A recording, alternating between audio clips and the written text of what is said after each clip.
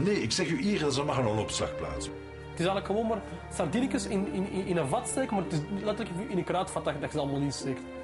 Non, c'est pas faisable. C'est inhumain même. Je weet het zelf niet. Nee. Buitenlanders hebben een datum als je veroordeeld bent, maar geïnterneerd datums bestaan niet.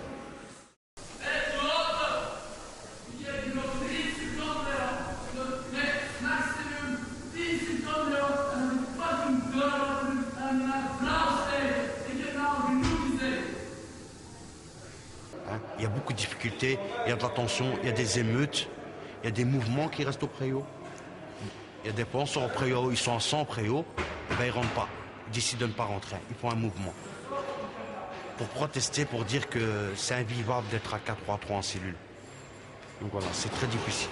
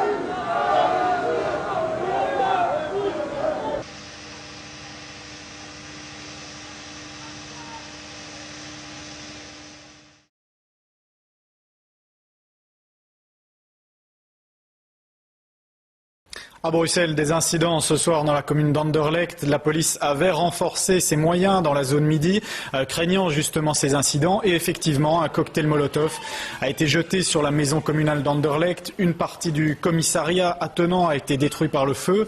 De petits groupes ont aussi saccagé des voitures et des vitrines. La police a procédé à une vingtaine d'arrestations administratives.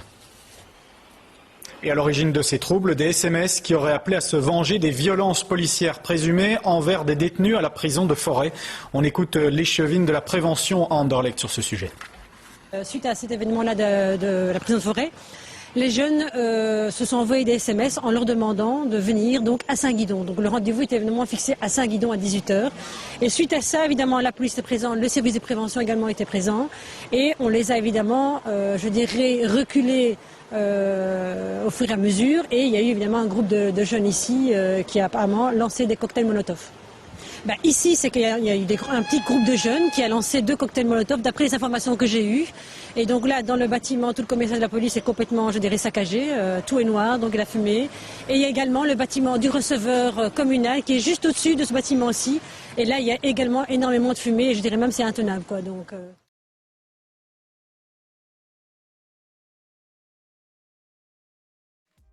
En juin 2008, le quartier de haute sécurité ouvre dans la prison de Bruges.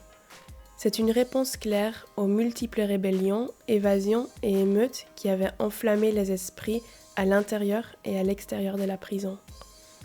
Le quartier contient entre autres 10 cellules individuelles et 2 cachots. Les détenus y sont enfermés de quelques mois à 1 année ou plus.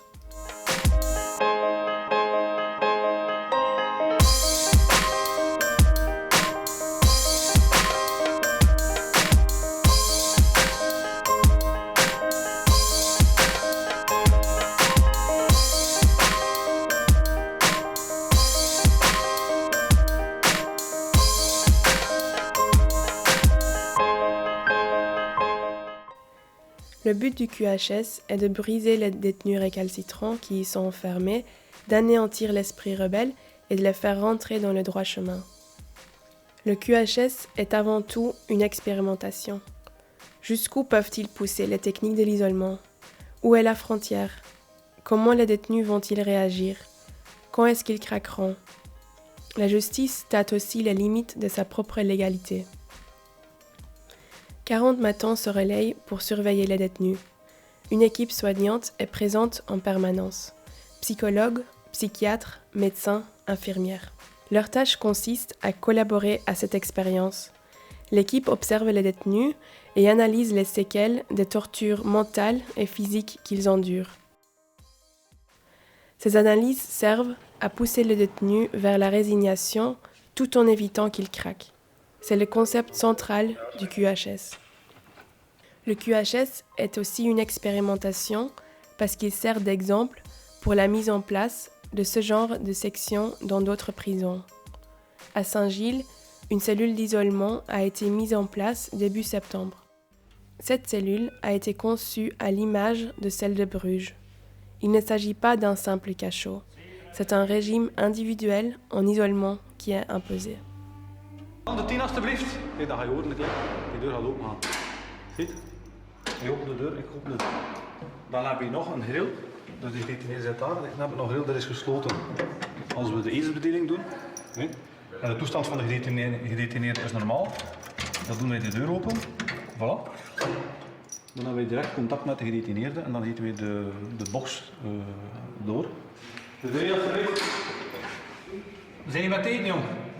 Nu, als wij 's morgens toekomen of we zien dat een bepaalde gedetineerde deze dag dat hij echt niets mee aan te vangen is, dat hij agressief staat en wel, dan kan de directie beslissen om het eten door het weekend te geven voor de veiligheid naar het personeel toe.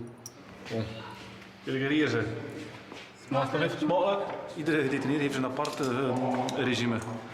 Dus normaal gezien als een gedetineerde hier binnenkomt, zijn eerste dag krijgt hij een veiligheidsbestek. En dan gaat langs dat hij hem gedraagt, krijgt hij een ander bestek, dan krijgt hij een plastic bestek. En na een tijdje, als hij echt zien dat hij meewerkt en dat er zich geen probleem meer voordoet met de gedetineerde, kan hij dan eten met een gewoon bestek, een ijzeren bestek. De 6, alsjeblieft. Deze cel is momenteel niet bezet.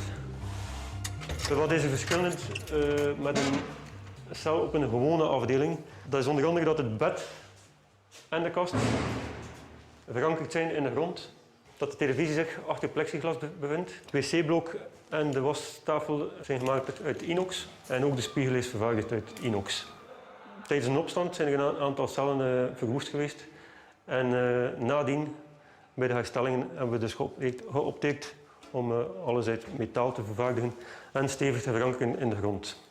En in deze gevangenis in de gevangenis controleren de penitentiair beambten de cellen dagelijks.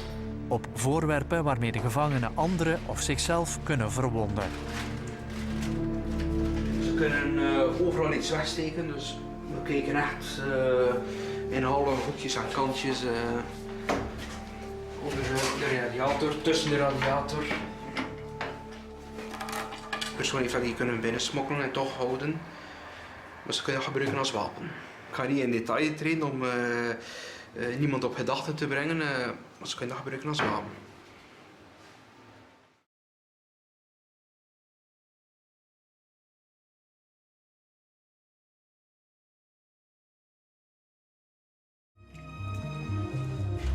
Hier bevinden we ons aan de straf- en de veiligheidszaal. De gevangenen die hier amok maken worden voor een beperkte tijd op een speciale strafcel gezet. Dubbele deur.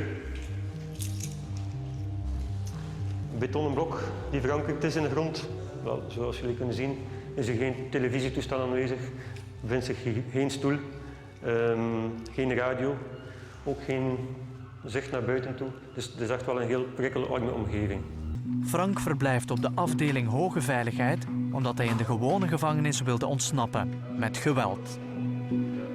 Ik heb in Oudenaarde een gijzeling gedaan, voordat ik hier zit. Het is ook mijn derde keer dat ik hier zit.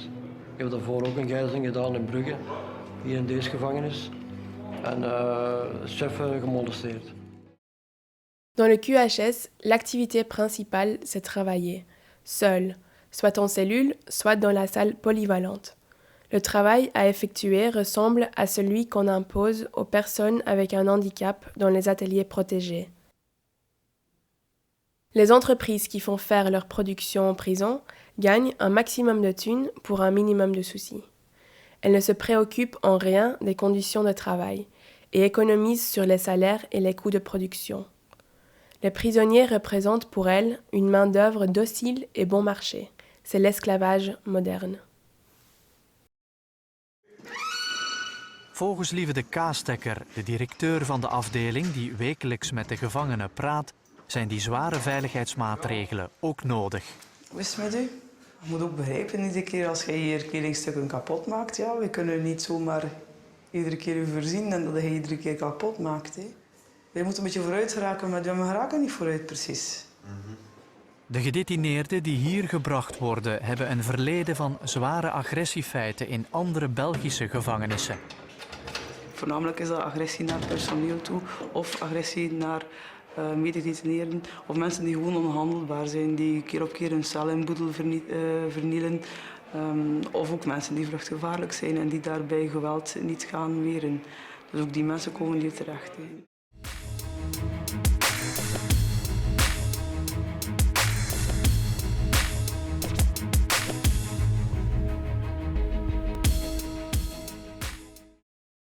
De aanwezigheid van een zorgteam is wat deze afdeling ook anders maakt dan een gewone gevangenis. Wekelijks komen een arts, verplegers, een psycholoog en een psychiater langs om de gevangenen te begeleiden.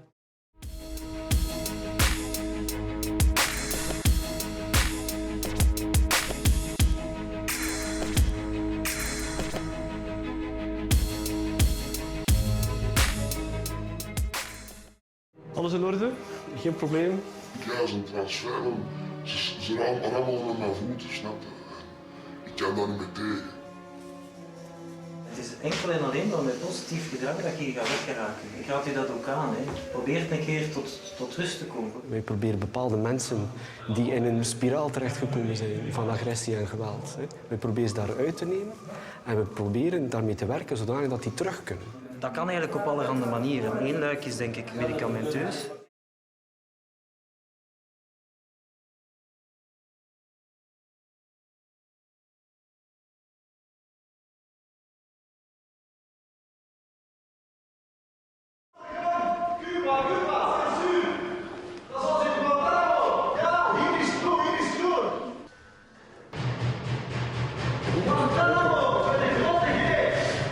Blij zijn de gedetineerden niet met de voorkeursbehandeling.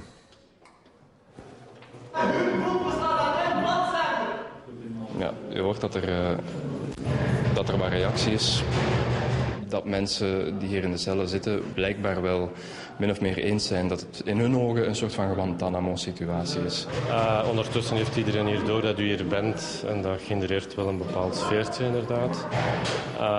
Guantanamo, of het artikel zoals het in de morgen staat, betekent voor mij, als ik dat gelezen heb, dan betekent dat voor mij dat deze afdeling geassocieerd wordt met een soort vergeetput. En dat is niet waar. Hè. Hier wordt zeer intensief met een beperkt aantal gedetineerden gewerkt binnen een traject, een 4-fase traject, dat in principe een einde kent na 6 maanden.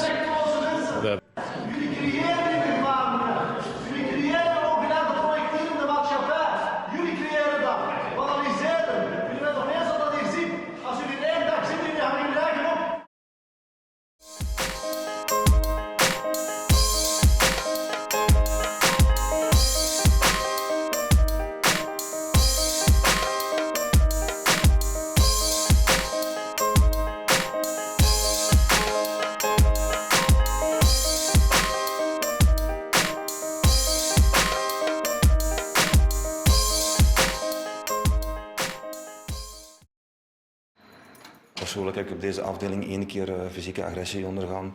Ik heb toen een gebroken neus gehad en je weet dat je hier komt werken, dat je hier elke seconde, elke minuut op je hoede moet zijn.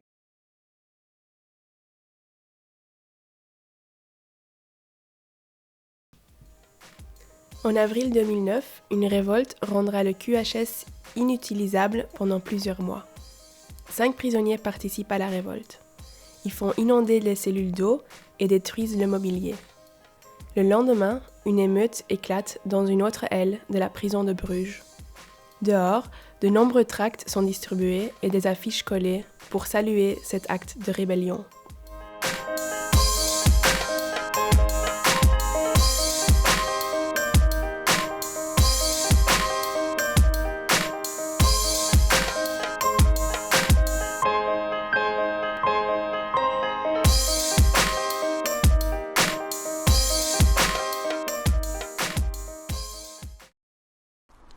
De gemaskerde bende viel gisteren voormiddag binnen in het bouwbedrijf.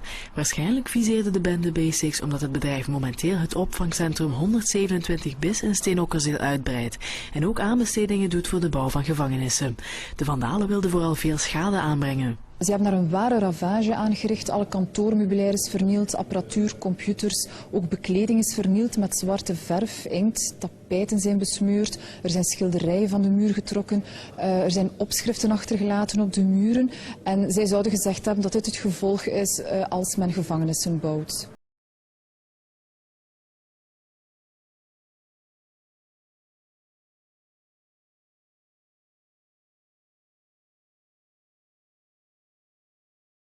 Aan de Universiteit van Gent houdt een groepje anarchistische actievoerders een deel van de faculteit Rechten bezet. Ze doen dat naar eigen zeggen uit solidariteit met opstandelingen in de gevangenissen en de asielcentra. 3 aula's zijn onbruikbaar. Honderden studenten konden daardoor vanochtend geen les volgen.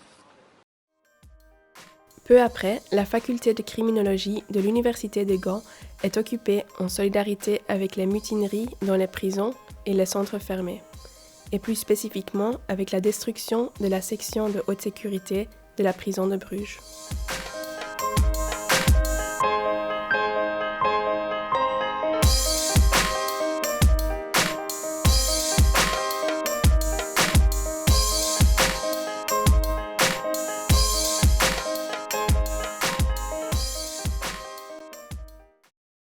Entre-temps, les révoltes continuent à éclater dans les autres prisons.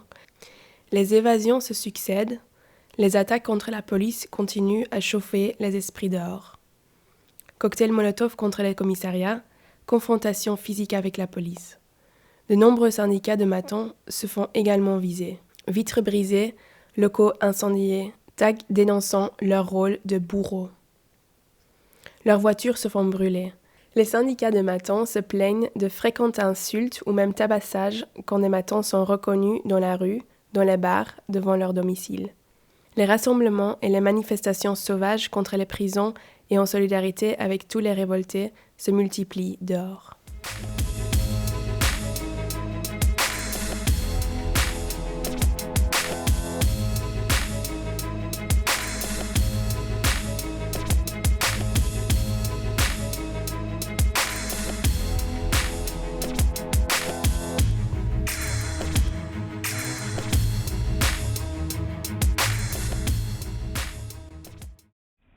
Voilà, aujourd'hui, c'est symbolique pour se battre justement contre cette torture humaine que vit Nordine, mais pas uniquement Nordine, il y a d'autres détenus dans la même situation que Nordine. Et donc voilà, il faut vraiment lutter, personne, aucun, comme je disais, il n'y a aucune circonstance qui peut donner droit à ce genre de détention. Pour la suppression des quartiers de haute sécurité, donc c'est pour ça qu'on est là tous aujourd'hui, présents.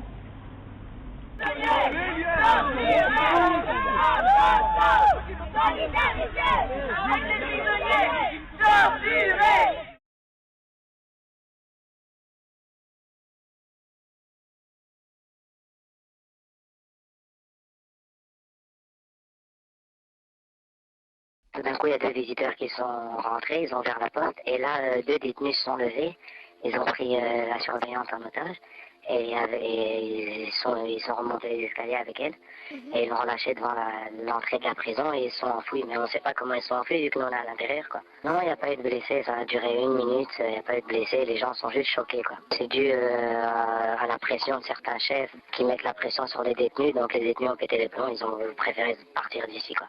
La police vient d'arriver, le parquet aussi, et nous on est tous bloqués, on n'a plus droit à rien, on est bloqués en cellule en attendant un nouvel ordre.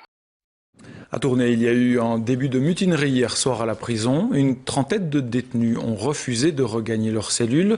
S'en sont suivis des saccages et un début d'incendie. Les gardiens venaient d'annoncer qu'ils allaient repartir en grève. Les prisonniers n'ont pas apprécié et la police est venue en renfort en nombre.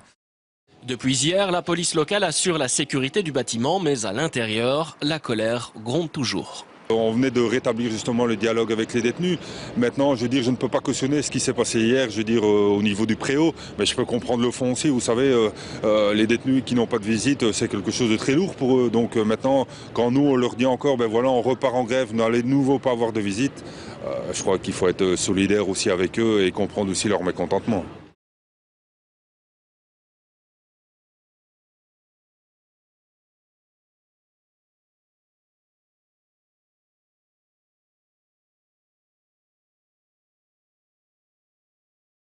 Nouvelle évasion à la prison de Merksplas ce matin. Un Polonais de 40 ans, condamné pour vol, s'est fait la belle. Il s'est échappé par la fenêtre de sa cellule. C'est la 4e évasion ce mois-ci dans cet établissement pénitentiaire.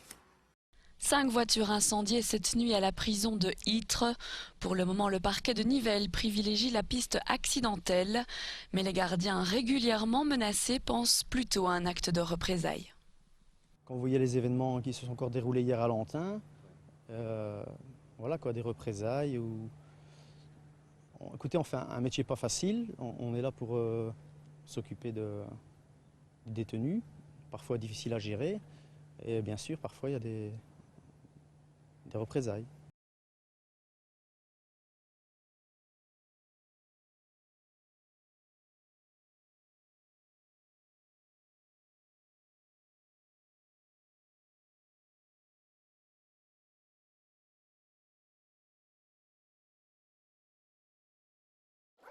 Une nuit mouvementée à la prison d'Andenne. Vers 21h30, alors qu'ils venaient d'avoir 1 heure d'activité libre, 150 détenus ont refusé de retourner dans leurs cellules.